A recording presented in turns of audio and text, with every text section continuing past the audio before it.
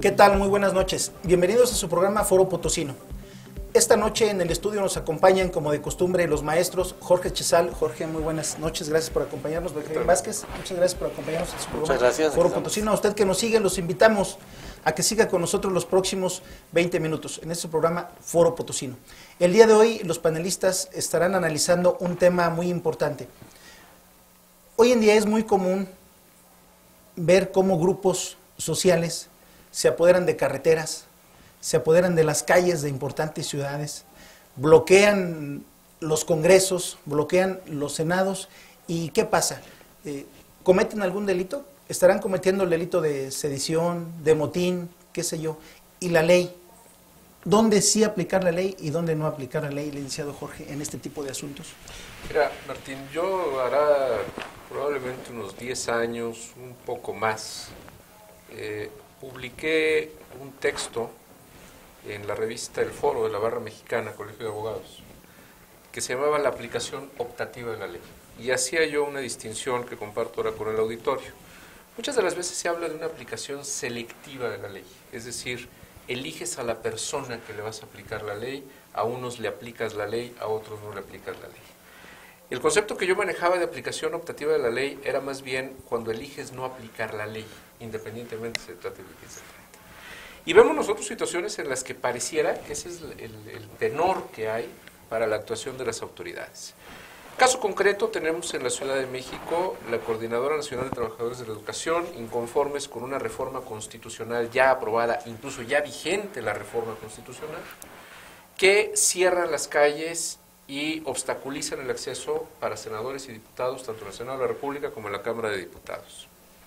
Que esto suceda tiene dos vertientes. Por un lado, tiene la vertiente de lo que está ocurriendo en las calles de la Ciudad de México, lo cual está sujeto a las leyes de la Ciudad de México, al Código Penal de la Ciudad de México, donde el legislador del Distrito Federal modificó el Código Penal para desaparecer el delito que podía permitir encarcelar este tipo de conductas.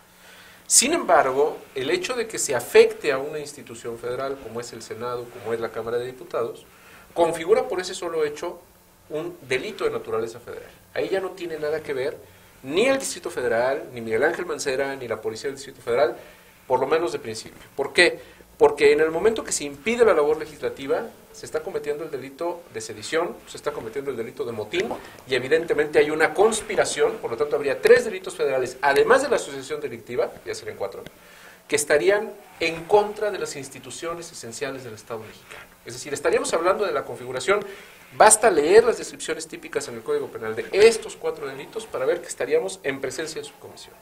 Y si nos vamos al Código Federal de Procedimientos Penales, hay un precepto que dice, toda persona que tenga conocimiento de la existencia de un delito debe denunciarlo ante la autoridad. Todo servidor público que en ejercicio de sus funciones tenga conocimiento de la comisión de un delito debe denunciarlo ante la autoridad. Y el Ministerio Público, diría un clásico, Felipe Calderón, haya sido como haya sido, tenga conocimiento de la existencia de un delito, debe de actuar. Y resulta que aquí ni el Ministerio Público Federal actúa, ni las autoridades en ejercicio de sus funciones le dan noticia al Ministerio Público de la existencia del delito, ni los ciudadanos tampoco le dan noticia de la existencia del delito. La cosa es que nadie está haciendo nada cuando se están cometiendo 4 delitos perfectamente delimitados. ¿Por qué? Porque se privilegia el diálogo político.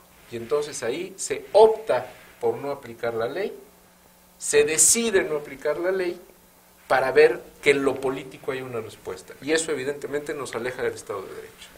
Así es, licenciado Benjamín. Son delitos de los llamados de oficio, los que acaba de mencionar el licenciado Jorge Chezal. Vemos en este asunto que se está privilegiando lo político a una costa de violentar la ley.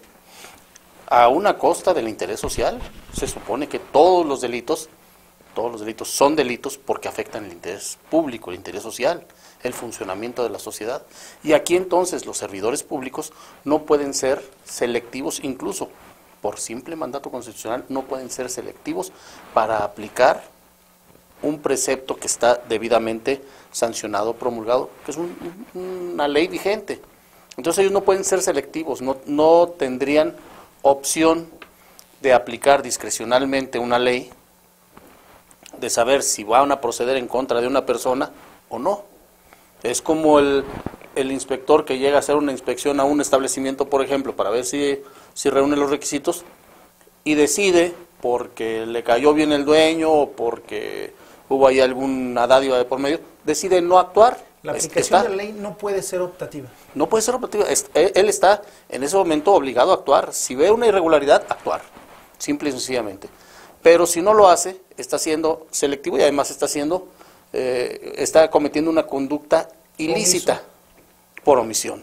Ahora, en este caso, bueno, todos los delitos que señaló el licenciado Jorge, pero además la afectación que se hace al público en general, porque se afectan vías generales de comunicación, que sería todavía otro ilícito más, se afecta ciudadanos que pagan impuestos y que no pueden llegar a sus trabajos, que no pueden abrir sus establecimientos por el miedo, el temor que tengan de que haya algún acto de vandalismo, y entonces se están cometiendo una serie de delitos adicionales a los que ya señaló Jorge. Perdón, de hecho, Benjamín, por ejemplo, creo que vale la pena citar, efectivamente, pero el día de ayer, martes, recordemos que este programa lo grabamos un miércoles, pero hago la referencia temporal porque es importante. Sí.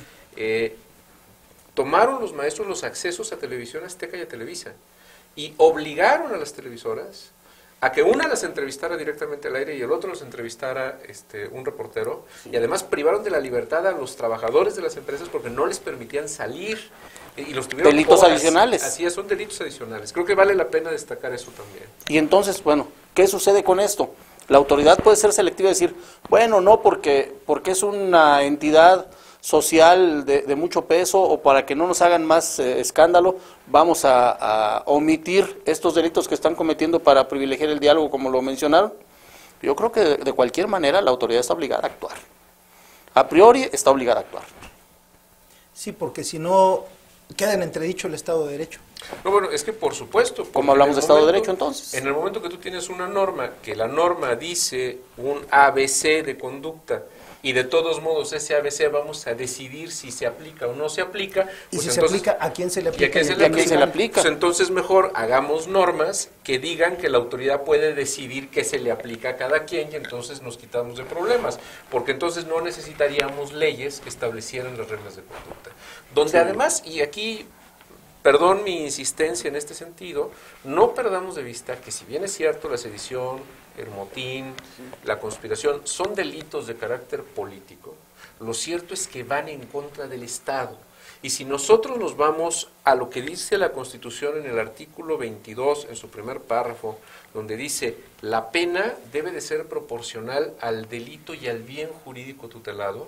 Si bien es cierto, tenemos bienes jurídicos fundamentales como es la vida o la libertad, por ejemplo, que tienen que ver con los individuos en lo particular, también tenemos bienes jurídicos sociales que son básicos, como es la estructura esencial del Estado mexicano.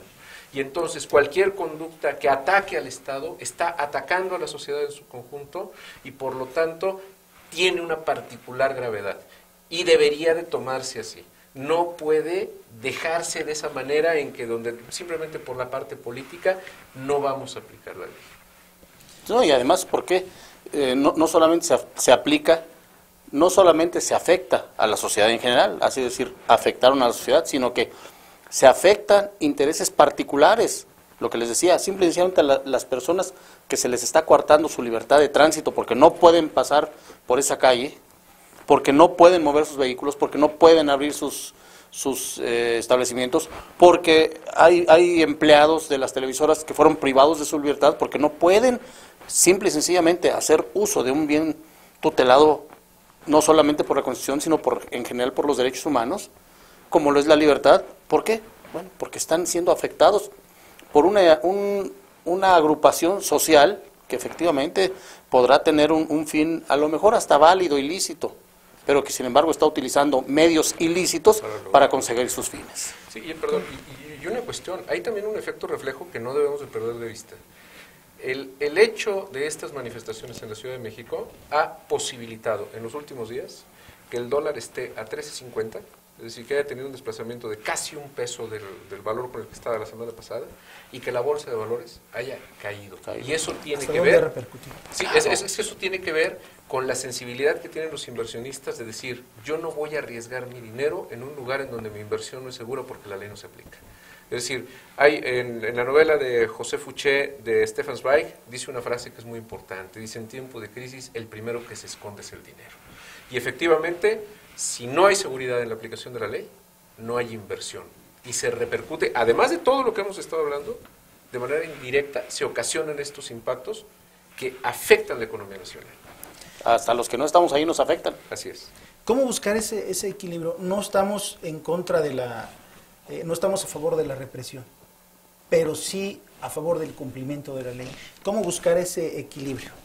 Hombre, caray, en el momento que tú tienes que enfrentar dos valores esenciales, como pueden ser los derechos sociales que se están afectando al decir de los manifestantes y los derechos de la sociedad que se están afectando con esa manifestación, debes de buscar un punto de equilibrio. No es que llegues a desalojarlos, es que ellos mismos deberían de cobrar conciencia de que deben de desalojar y que tienen formas de manifestarse. Si no asumen esa conciencia, entonces ya es decisión de ellos, decisión libre que los hace objeto de la represión por parte del Estado, pero porque tuvieron la oportunidad de llegar a una concertación y no la quisieron. En el momento que ellos deciden no dialogar con el Estado mexicano, ellos están asumiendo las consecuencias que puede tener el no dialogar. Su derecho termina donde agreden al derecho. Exactamente, pero además, bueno, tienen efectivamente un derecho de expresión, una libertad de expresión, pero esa libertad de expresión debe tener ciertos límites legales donde no los puedes violentar. No puedes decir, porque un policía es mal policía, lo voy a matar. No puedes excederte de esa manera. Tendrás tus causas legales, a lo mejor ante la gente del Ministerio Público, ante su propia Comisión de Honor y Justicia, etcétera. Sin embargo, cuando se toma la justicia en propia mano y se dice, porque no me dejan hablar aquí, no voy a dejar hablar a nadie, entonces sí, se violan derechos ajenos, ¿sí? Y se violan leyes que no deben ser selectivamente aplicadas. Ya lo decía don Benito Juárez, el respeto al derecho ajeno. A final de cuentas así es. Regresamos, amable auditorio, vamos a un corte y regresamos con usted.